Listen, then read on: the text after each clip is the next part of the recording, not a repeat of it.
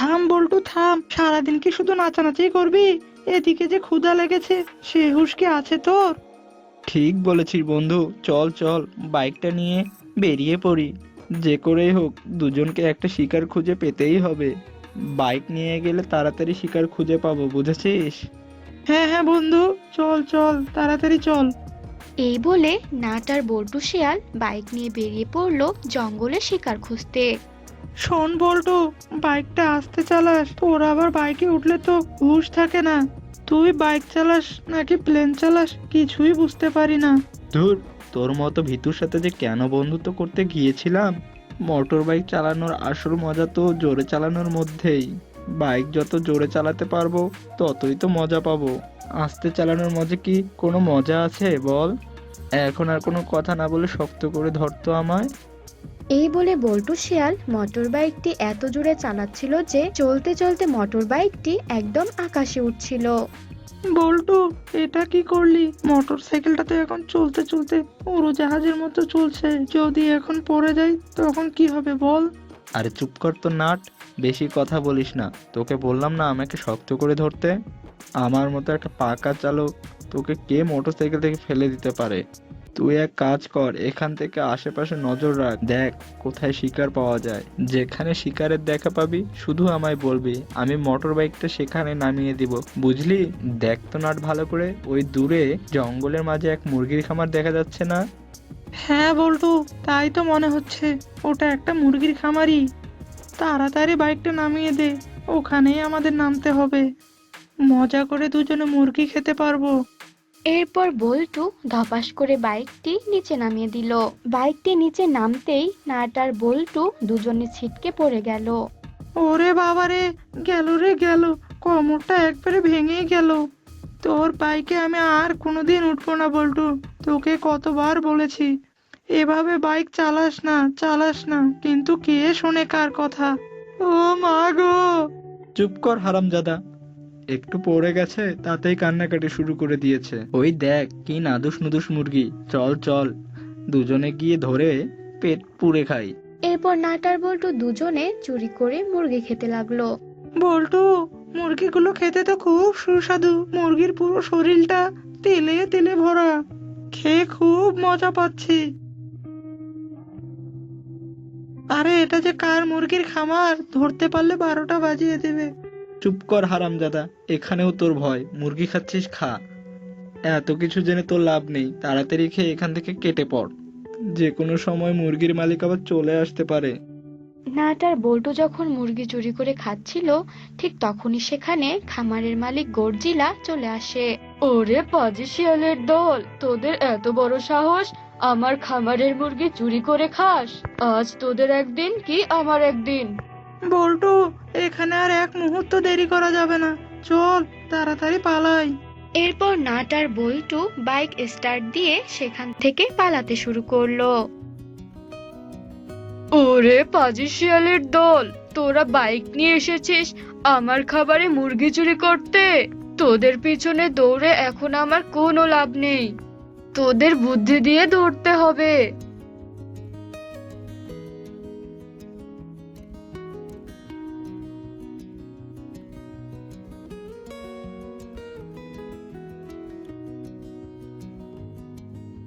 বল্টু, তুই আবারও আমাকে ফেলে দিলি। সামনে তাকিয়ে বাইক চালাতে পারিস না? ওরে বাবা, ও মা গো! চুপ কর হারামজাদা, পেছনে তাকিয়ে বাইক চালাতে হবে না। ওই গর্জিলা আমাদের পিছে পিছে আসছে কিনা সেটা কে দেখবে? আমি কি জানতাম সামনে এত বড় একটা গাছ আছে? তবে মনে হচ্ছে ওই গর্জিলাটা আর আমাদের পিছু করছে না। নাট রে, মুরগিগুলো যা ছিল না, খেয়ে খুব মজা পেয়েছিলাম, কিন্তু মাঝখান থেকে ওই গর্জিলা এসে তো সমস্ত কিছু ভেস্তে দিয়েছে। চল চল আবার যাবো ওই গর্জিলার মুরগি চুরি করতে। ঠিকই বলেছিস বল্টু, ওই গর্জিলার মুরগিগুলো খেয়ে খুব মজা পেয়েছি, আবারও যেতে হবে ওই গর্জিলার মুরগি চুরি করতে। নাট আর বল্টু যখন এসব কথা বলছিল, ঠিক তখনই পেছন থেকে চলে এলো গর্জিলা। ওরে পাজি শিয়ালের দল, একবার তো প্ল্যান করে আমার মুরগি চুরি করে খেয়ে এসেছিস, আবার প্ল্যান করছিস আমার মুরগি চুরি করে খাওয়ার? দাঁড়া, তোদের মুরগি চুরি করে খাওয়া বের করছি। এরপর গর্জিলা পেছন থেকে এসে নাট আর বল্টুর গলা চেপে ধরলো। ওরে বাবা গো, ওরে মা গো, ছেড়ে দাও, ছেড়ে দাও। বল্টু, বল্টু, তোকে আগেই বলেছিলাম ওই গরজিলার মুরগি চুরি করে খাওয়ার দরকার নেই, কিন্তু তুই আমার কথা শুনলি না। দেখ এখন আমাদের কি অবস্থা হলো। চুপ কর হারামজাদা, একটু আগেই তো বললি আবার যাবে মুরগি চুরি করতে, আর এখন আমার উপর দোষ চাপাচ্ছিস তাই না? মুরগির নাম শুনেই তো তোর জিভে জল চলে আসে, আর এখন বলছিস মুরগি চুরি করতে তুই যাবি না, আমি তোকে জোর করে নিয়ে গেছি। হারামজাদা নিমক হারাম কোথাকার, তোর মতো একজনকে বন্ধু বানানোই আমার ঠিক হয়নি। দুষ্টু পাজি শিয়ালের দল, তোরা আমার মুরগি চুরি করে খেয়েছিস, এখন আবার মুরগি খাওয়ার প্ল্যান করছিস। আজ তোদের দুজনকে ধরে নিয়ে গিয়ে আমার খামারের পাশের গাছে বেঁধে পেটাবো।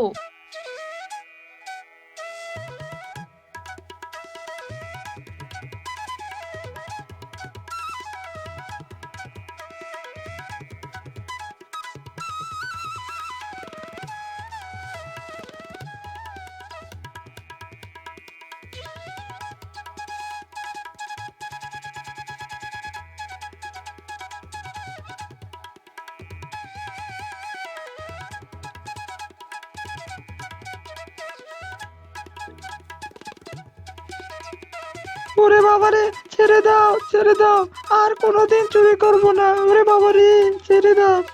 ওরে বাবারে, ছেড়ে দাও, ছেড়ে দাও, আর কোনোদিন চুরি করব না, ছেড়ে দাও, ওরে বাবারে। তোদের কোনো ক্ষমা নেই, আজ এতটুকুই মারলাম, সকাল হলে আবার পেটানো শুরু করব। এই বলে গর্জিলা গুহার ভেতরে চলে গেল।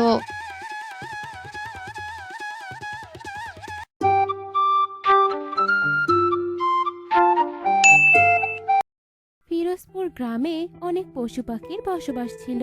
ওই বনের পশু পাখিরা খুবই স্বাধীনভাবে চলাফেরা করত, কিন্তু হঠাৎই একদিন ওই বনে এক মিচকে শিয়াল আর বাঘের আবির্ভাব হয়। আরে বাপের শালা মামু, এতদিন পর তোমার সাথে দেখা হলো। তা বাপের শালা মামু, তোমার এই গায়ে এত চকরা বকরা রক্ত লেগে আছে কেন? কাকে মার্ডার করে এলে শুনি, নাকি নিজেই রামধলাই খেয়েছো? আর তোর এই বদ অভ্যাসটা গেল না রে। এত কথা বলিস কেন তুই? মার্ডার আর করতে পারি কই, নিজেই তো মার্ডার হওয়ার হাত থেকে বেঁচে এসেছি। ওই নদীটার পারে একটা ছাগল তার দুইটা বাচ্চাকে নিয়ে বাস করে, তাদের খেতে গিয়ে তাদের মালিকের হাতের রামদোলাই খেয়ে এসেছি। তা তোর খবর কি? এই বনে কি শিকার আছে? আরে মামু, এই বনে তো শিকারের কোনো অভাব নেই, কিন্তু ধরা তো অনেক কঠিন।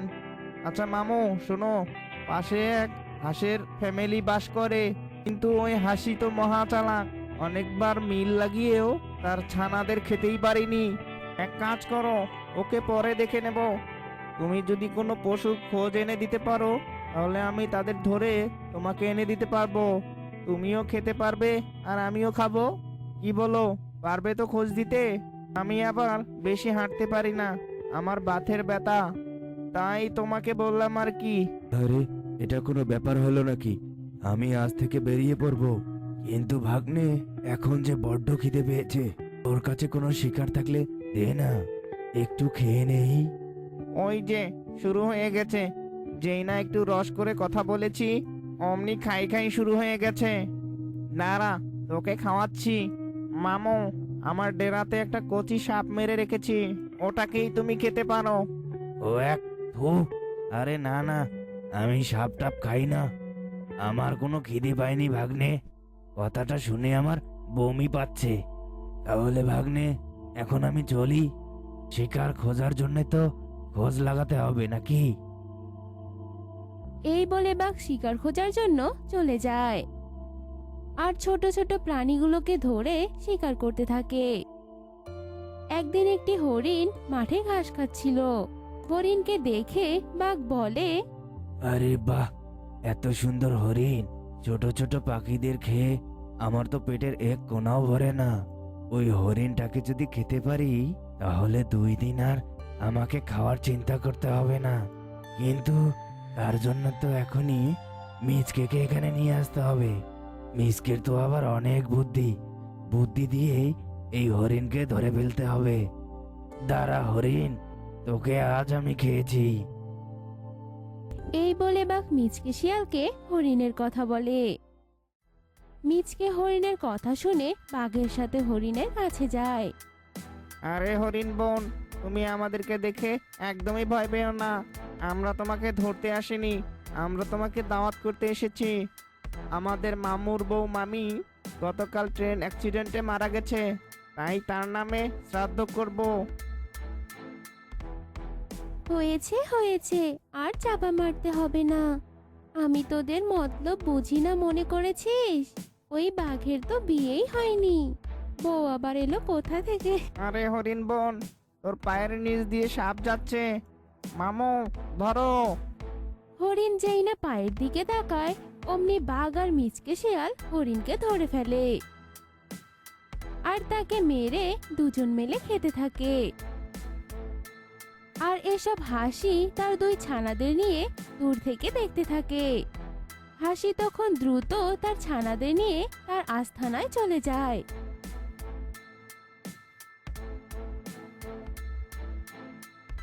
আর ছানাদের বলে, শোনো শোনো ছানারা শোনো, এই মিচকে শিয়াল অনেকদিন ধরে আমাদের উপর নজর রাখছে, এখন আবার বাঘকে তার খারাপ কাজের জন্য এক করে নিয়েছে। আমাদের খুব সাবধানে থাকতে হবে। শোনো শোনো, আমি নদী থেকে তোমাদের জন্য মাছ আনতে যাচ্ছি। তোমরা আমি না আসা অবধি একদম গুহা থেকে বের হবে না, বুঝতে পেরেছো? আচ্ছা আচ্ছা মামুনি, তুমি ফিরে না আসা পর্যন্ত আমরা দুই বোন একদম গুহা থেকে বের হব না। কিন্তু মামুনি, ওই শিয়াল আর বাঘের কাছ থেকে তুমিও দূরে থেকো। তুমি তো কত জায়গায় খাবার খুঁজতে যাও, তাই তুমিও সাবধানে থেকো মামুনি। এই বলে হাসির ছানা দুটো গুহার ভেতরে চলে যায়। পরের দিন সন্ধ্যাবেলা মিচকে হাসির গুহার সামনে চলে আসে।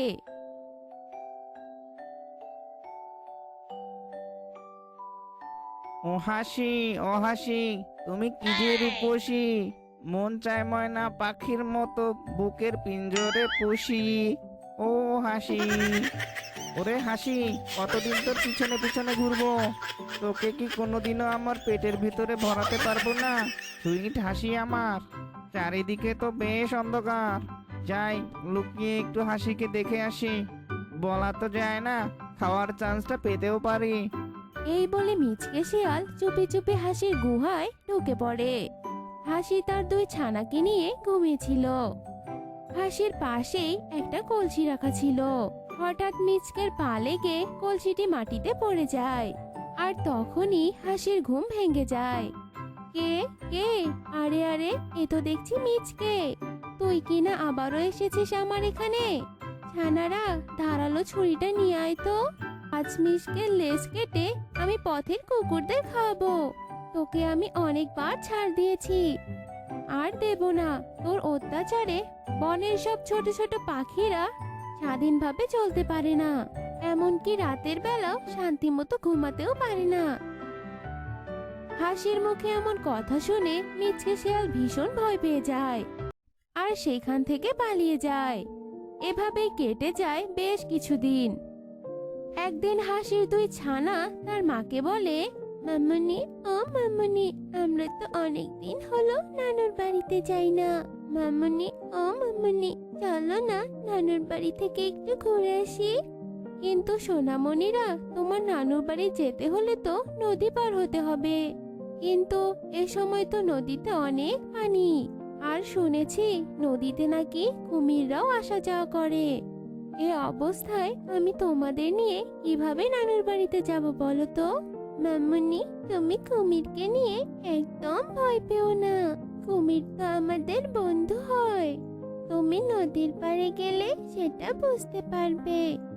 হাসি তার ছানাদের কথা কিছুতেই ফেলতে পারলো না, তাই ওদের কথা মতো ওদেরকে নিয়ে নদীর পাড়ে যায়। আর ওই পথ দিয়ে যাচ্ছিল মিচকে শিয়াল।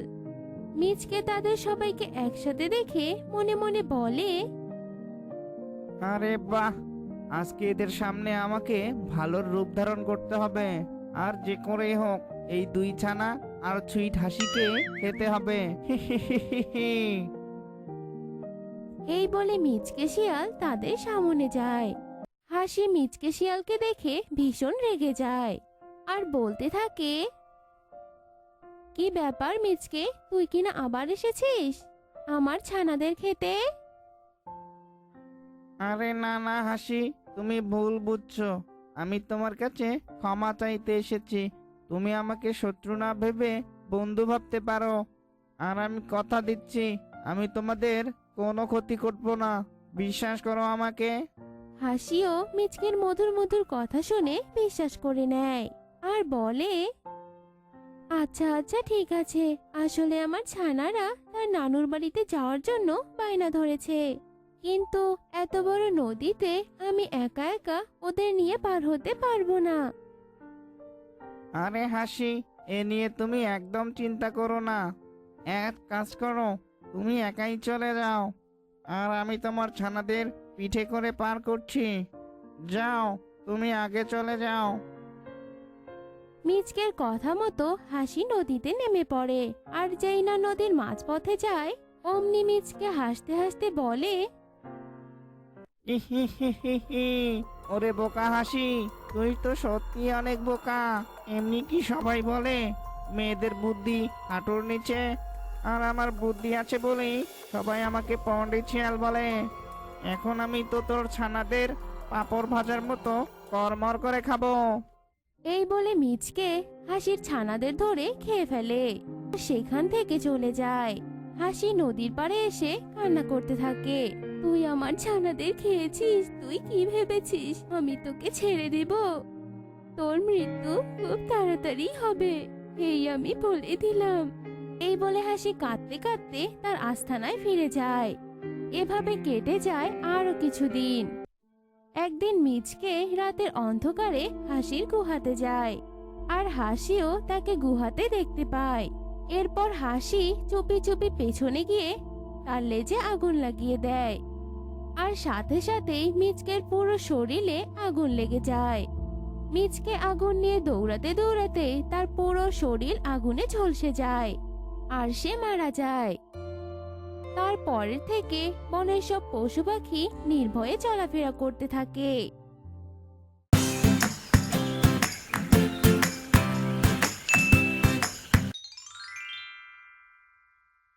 রূপনগর নামক বনে বাস করত মিলি নামের ছোট্ট একটি শিয়াল কন্যা। মিলির বয়স ছিল 6 বছর। ছোট্টবেলায় মিলির বাবা অন্য একটা বনে গিয়েছিল কাজের খোঁজে। এরপর থেকে মিলির বাবার আর কোনো দেখাই পাওয়া যায়নি। মিলির বাবা আজও বেঁচে আছে কিনা মরে গেছে তা কেউই জানে না। এরপর থেকে মিলির মা তাকে অনেক কষ্ট করে বড় করে তুলছে। মিলির মা অন্যের বাড়িতে কাজ করে যা আয় করত তা দিয়ে কোনো রকমে খেয়ে পড়ে মা মেয়ের দিন কাটতো। একদিন সকালবেলা, মা, ও মা, বলছি আমার স্কুলের টিফিনটা রেডি করেছো তো? আমার স্কুলের সময় হয়ে এসেছে। কে গো মা, তুমি শুনতে পাচ্ছ? হয়েছে হয়েছে, আর চিৎকার চেঁচামেচি করতে হবে না তোকে। তোর যে টিফিন দিতে হবে তা আমার ভালোই মনে আছে। এই যে ধর তোর টিফিন। কি ব্যাপার বলো তো মা, টিফিন বক্সটা আজকে এত ভারী ভারী লাগছে কেন বলো তো? আজও কি তুমি আমাকে নুন আর পান্তা দিয়েছো? সাথে আবার মরিচ দিয়েছো নাকি বলো তো? হ্যাঁ রে মা, তোকে দেবার মতো আর কিছুই যে আমার নেই। এই পান্তাটুকু ছাড়া আর কোনো খাবার যে ঘরে নেই সোনা। তোকে আর কি দেবো আমি খেতে বলতো? দূর মা, তুমি পান্তা দিয়েছ তাতে আমি খুব খুশি মা। তুমি আমার জন্য অন্যের বাড়িতে কত কষ্ট করো, আর আমি তোমার জন্য এতটুকু কষ্ট করতে পারবো না? তা কি কখনো হয় নাকি বলো তো? তবে তুমি দেখো, একদিন আমাদের সব কষ্ট দূর হয়ে যাবে। আমার সোনা মেয়ে, তাই যেন হয় রে মা। এবার যা, তুই স্কুলে চলে যা, দেরি হয়ে যাচ্ছে তো। এরপর মিলি স্কুলে চলে যায়, আর মিলির মা মিনতি চলে যায় বাঘিনীর বাড়িতে কাজ করতে। মিলি স্কুলে গিয়ে দেখে টিচার ক্লাস নিচ্ছেন। তখন মিলি বলে, ম্যাম, আমি কি ভেতরে আসবো? হ্যাঁ হ্যাঁ মিলি, নিশ্চয়ই, এসো। তো আজকে তোমার আসতে এত দেরি হলো কেন? ম্যাম, আমার মা টিফিন দিতে একটু দেরি করেছে তো, তার উপর আবার এতটা পথ স্কুলে আসতে আমার একটু দেরি হয়ে গেছে। ও আচ্ছা, ঠিক আছে মিলি, ভেতরে এসো। এরপর মিলি ক্লাসে চলে আসে আর বেঞ্চে বসে পড়ে। তখন মিলির বড়লোক সহপাঠী বেলি বলে ওঠে, ও বাবা, এই গরিব মেয়েটার শরীর থেকে কি বিচ্ছিরি গন্ধ আসছে। এরা যে কেন স্কুলে ভর্তি হয়েছে কে জানে। ইচ্ছে করছে অন্য বেঞ্চে গিয়ে বসে পড়ি, কিন্তু এমনটা করলে তো ম্যাম আবার রাগ করবেন, তার উপর আবার আমাকেই বকবেন। একে কি বেলি, আমি পড়াচ্ছি আর তুমি একা একা বকবক করছো? তা কি এমন বলছো শুনি? কই না তো ম্যাম, আমি তো কোনো কিছুই বলছি না। অনেক হয়েছে, এবার পড়া বলো। এ ফর কি হয় আর বি ফরই বা কি হয় বলো দেখি। বেলি পড়া না পারায় চুপচাপ বসেছিল। তখন মিলি বলে ওঠে, ম্যাম আমি পারবো।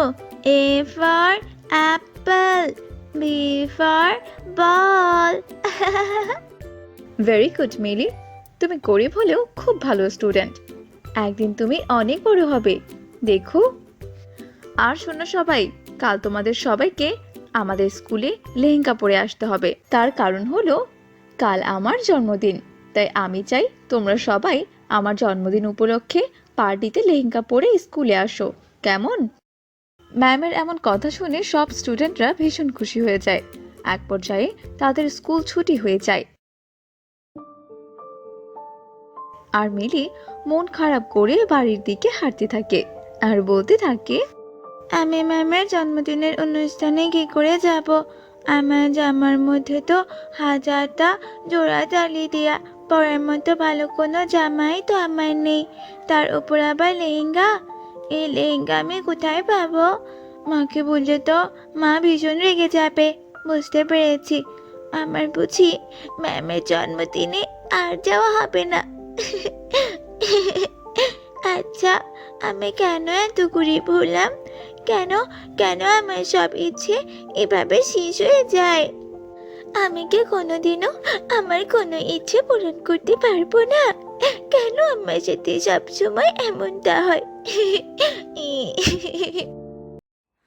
মিলি যখন এসব কথা বলছিল তখন পেছন থেকে একটা শিয়াল পরী এসে মিলিকে ডেকে বলে, মিলি তুমি একদম কষ্ট পেও না, তোমার সব ইচ্ছে পূরণ হবে। তুমি তুমি আবার কে গো? তোমার তো দেখছি দুটো সুন্দর সুন্দর ডানাও আছে। আমি হলাম ইচ্ছে পড়ি গো, ইচ্ছে পড়ি। আমি অসহায় পশু পাখিদের সব সময় সাহায্য করি আর তাদের সব ইচ্ছে পূরণ করি। বুঝেছো তো মিষ্টি মেয়ে? তুমি যখন কথা বলছিলে আমি তোমার সব কথাই শুনেছি। তবে শোনো মিষ্টি মেয়ে, তুমি আর কোনো কষ্ট পেও না। এবার তো আমি চলে এসেছি, আমি তোমার সব ইচ্ছে পূরণ করব, কেমন? তুমি সত্যি বলছো? সত্যি বলছো তো পরে আমার সব ইচ্ছে পূরণ হবে? হ্যাঁ গো মিষ্টি মেয়ে, আমি সত্যি বলছি, তোমার সব ইচ্ছে পূরণ হবে, দেখো। এই বলে পরি মিরিকে হীরের একটি মূল্যবান লেহেঙ্গা উপহার দেয়। এই হীরের লেহেঙ্গাটি তোমার মিলি, কাল তুমি এই লেহেঙ্গাটাই পরবে, কেমন? এটা কোনো সাধারণ লেহেঙ্গা নয়, এটা হচ্ছে জাদুই লেহেঙ্গা। তুমি এই লেহেঙ্গা পরে যা চাইবে তাই তোমার সামনে এসে হাজির হবে। ও মা, কি সুন্দর হীরার লেহেঙ্গা, কত সুন্দর চকচক চকচক করছে। তোমাকে অনেক ধন্যবাদ কপুরি, আমাকে সাহায্য করার জন্য। সত্যি তুমি অনেক ভালো পরি। তুমিও অনেক ভালো মিলি। ঠিক আছে, এবার তবে আমি চলি। তোমার কখনো প্রয়োজন পড়লে তুমি আমাকে ডেকো, কেমন? এরপর সে পরি অদৃশ্য হয়ে যায় আর মিলি হীরের লেহেঙ্গাটা নিয়ে বাড়িতে ফিরে আসে।